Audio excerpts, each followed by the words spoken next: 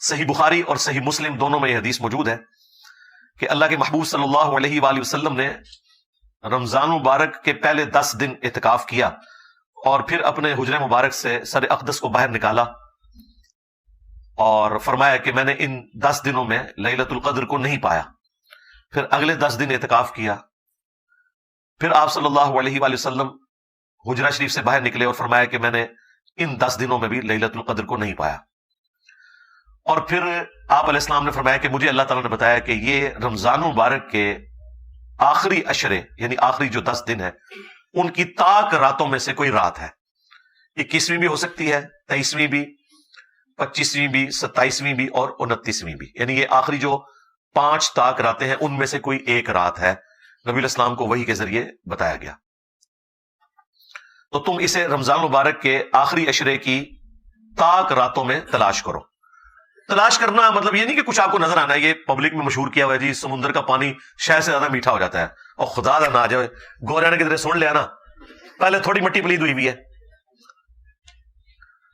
اچھا, انہی باتوں کی وجہ سے آج کل کے جو ماڈرن مسلمان ہیں یا ایون نان مسلم جو ہے وہ ہماری ویڈیوز کو اپریشیٹ کرتے ہیں کہ یار کوئی لاجیکل بندہ ہے جس نے کوئی سینس کے ساتھ بات کی ہے. لیکن ہمارے مسلمانوں میں گھسے ہوئے لوگ اس کو غلط رنگ دیتے ہیں کہ جی انجینئر صاحب ان کے اعلی کار ہیں. کبھی کہتے ہیں یہ کوئی یہود و نصارہ کا ایجنٹ ہے. تو یہ لاجیکل گفتگو ہو رہی ہے. اس سے زیادہ سخت الفاظ میں اہل حدیث مکتب کے لوگ کرتے تھے, لیکن ان کے فرقے سے ان کو نقصان نہیں ہوا. نقصان تو ہوا ہے ہماری دعوت حق سے جو نبی اسلام کی مبارک دعوت حق ہے, اس لیے انہیں تکلیف ہو رہی ہے. ہمارا تو ایک نعرہ ان کو لے ڈوبا ہے, کون سا؟ میرے نبی سا ہے ہی کوئی نہیں, تیرے بابے تھے شاہ ہی کوئی نہیں. تو اس کی وجہ سے پھر وہ سارا غصہ میرے اوپر نکالتے ہیں. تو شکر کریں کہ گوروں کو اردو نہیں آتی اور آپ کو انگریزی نہیں آتی. ہاں, انہوں نے سمندر کے کنارے کھڑے ہو جانا ہے اور انہوں نے آپ کو 5 راتوں کا ڈیٹا نہیں دینا, رمضان کی 30 راتوں کا ڈیٹا دینا ہے کہ جی یہ جناب ہم نے یہ سیمپل لے رہے ہیں تو بتائیں اس میں کون سا شہد سے زیادہ میٹھا ہے. جی درخت سارے سجدے میں گر پڑتے ہیں. انہوں نے کہنا نہیں لے جی ہم نے CCTV کیمرے لگائے ہوئے ہیں. انسان کو تو نیند بھی آ جاتی ہے, اونگ بھی آ جاتی ہے, کتا بھی رات کو سو سکتا ہے, CCTV کیمرہ تو نہیں سوتا. تو کہیں گے دسو کیوں ہے, تو یہ کہانیاں سنانی بند کریں. ایون نبی الاسلام کے زمانے میں بھی جب شب قدر آئی ہے نا, صحابہ کو نہیں پتا چلا. آپ کو خواب دکھائی گئی تھی, اور ظاہر ہے نبی کا خواب وہی الہی ہوتا ہے. آپ نے فرمایا کہ وہ رات ایسی رات ہوگی کہ جس صبح میں فجر کی نماز پڑھوں گا تو میرے ماتھے پر کیچڑ کا نشان ہوگا. صحابہ کرام کہتے ہیں وہ 21ویں رات جب فجر کے وقت نبی الاسلام نے نماز پڑھائی تو اس رات کافی بارش ہوئی تھی, مسجد نبوی کا چھت ٹپک رہا تھا, اور چونکہ آپ نیکڈ زمین کے اوپر ہی نماز پڑھا کرتے تھے, تو جب آپ نماز کے بعد ہماری طرف متوجہ ہوئے تو ہم نے کیچڑ کا نشان آپ کے ماتھے پہ دیکھا. تو ہم نے کہا اچھا یہ رات ہے. یار اگر صحابہ کا یہ سٹیٹس ہے کہ انہیں صبح پتا چلتا ہے, تو یہ جو کہانیاں کرواتے ہیں کہ جی وہ رات کو ہمیں پتا چل جائے گا, یہ نشانی ظاہر ہوگی, کوئی نشانی نہیں ظاہر ہوگی بھائی. اور یہ فکس بھی نہیں ہے, یہ بھی ذہن میں رکھیے گا.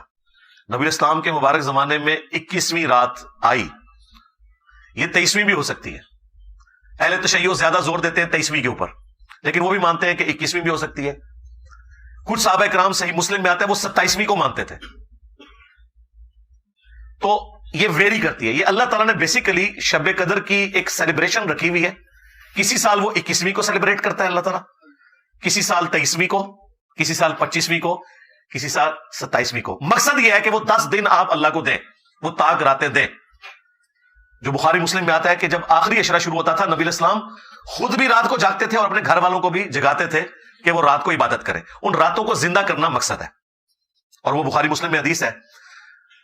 نبی الاسلام نے فرمایا جس نے ایمان اور احتساب کے ساتھ شب قدر کا قیام کیا اللہ تعالیٰ اس کے پچھلے سارے گناہوں کو معاف فرما دے گا. ہاں, تو وہ فضیلت بیسیکلی حاصل کرنی ہے آپ نے قیام کر کے. شب قدر اگر آپ کو مل گئی, یعنی وہ اللہ کے علم میں کون سی ہے, تو یقیناً اگر آپ آخری تاک راتوں میں قیام کرتے ہیں آپ کو مل گئی, کوئی نشانی نہیں ظاہر ہونی. اور یہاں تو چاند کا بھی جھگڑا رہتا ہے. بہتر یہ ہے کہ آپ آخری 10 کے 10 دن ہی کریں, بلکہ پورا رمضان اہتمام کریں کہ رات کا قیام کریں. اور وہ بھی بخاری مسلم میں اسی حدیث میں ہی آتا ہے کہ جس نے ایمان اور احتساب کے ساتھ رمضان کا قیام کیا اس کے بھی پچھلے سارے گناہ معاف, اور جس نے ایمان اور احتساب کے ساتھ رمضان کے روزے رکھے اس کے بھی پچھلے سارے گناہ معاف. یہ تینوں باتیں شب قدر, قیام اللیل اور رمضان کے بارے میں ایک ہی حدیث میں. اور پھر یہ جو فضیلت پوری رات کی اللہ تعالیٰ کی طرف سے اس لیلۃ القدر میں، یہ روزانہ بھی کسی نہ کسی درجے میں فضیلت موجود ہے. وہ صحیح بخاری اور صحیح مسلم دونوں میں حدیث ہے کہ اللہ تعالیٰ روزانہ آخری تہائی رات جب رہ جاتی ہے نا، یعنی رات سٹارٹ ہوتی ہے غروب آفتاب سے لے کر فجر کا وقت شروع ہونے تک، یہ اگر 6 گھنٹے بنتے ہیں نا تو اس کو آپ 3 پہ ڈیوائڈ کریں، جو آخری 2 گھنٹے ہیں نا، ایک تہائی رات آخری جو رہ جاتی ہے، اس میں اللہ تعالیٰ آسمان دنیا پر روزانہ نزول فرماتا ہے جیسا کہ اس کی شان کے لائق ہے، اور کہتا ہے کہ ہے کوئی مجھ سے بخشش مانگنے والا میں اسے بخش دوں، ہے کوئی مجھ سے سوال کرنے والا میں اسے عطا کروں. اور اللہ تعالیٰ کی طرف سے یہ مسلسل ندا آتی ہے یہاں تک کہ فجر کا وقت داخل ہو جائے. یہ روزانہ کے لیے. اچھا، اس میں بعض لوگ پوچھتے ہیں کہ جی وہ رات کی ٹائمنگ تو پوری دنیا میں مختلف ہے، اس طریقے سے شب قدر بھی. بھائی آپ اپنے علاقے کو فالو کریں گے، یہ ساری چیزیں سمبولک ہیں، یہ فزیکل چیزیں نہیں ہیں، ذہن میں رکھیے گا. لہذا یہ کہنا کہ جی آخری تہائی رات پاکستان میں تو اس وقت ہوتی ہے، تو 2 گھنٹے کا فرق تو سعودیہ کے ساتھ ہے، کیونکہ ہم GMT+5 میں ہیں اور وہ GMT+3 کے اندر ہے، اور پھر طاق اور جفت کا بھی فرق آ جاتا ہے اگر آپ لیلۃ القدر کی بات کریں. ان چکروں میں آپ نے نہیں پڑھنا، ان کا کوئی لینا دینا نہیں اس کے ساتھ، کیونکہ یہ ساری کی ساری چیزیں اللہ تعالیٰ کے ڈیوائن پلان کا حصہ ہے. اس کا فزیکل ورلڈ سے کوئی تعلق نہیں ہے، سوائے اس کے کہ ہم نے رسپانس کرنا ہے. باقی اللہ تعالیٰ آسمان دنیا پر نزول فرماتا ہے، اس کی کوئی تمثیل بیان کر سکتا ہے؟ مجھے بتائیں. لیس کمثلہ شیء وہو السمیع البصیر. اللہ کے مثل کوئی شے نہیں ہے اور وہ سننے والا دیکھنے والا. اس کی مثال تو کوئی نہیں بیان کر سکتا. اس کے جو اصل معنی ہے وہ اللہ کے علم ہے. ہمارے لیے یہ ہے کہ وہ دعاؤں کی قبولیت کا وقت ہے. That's all.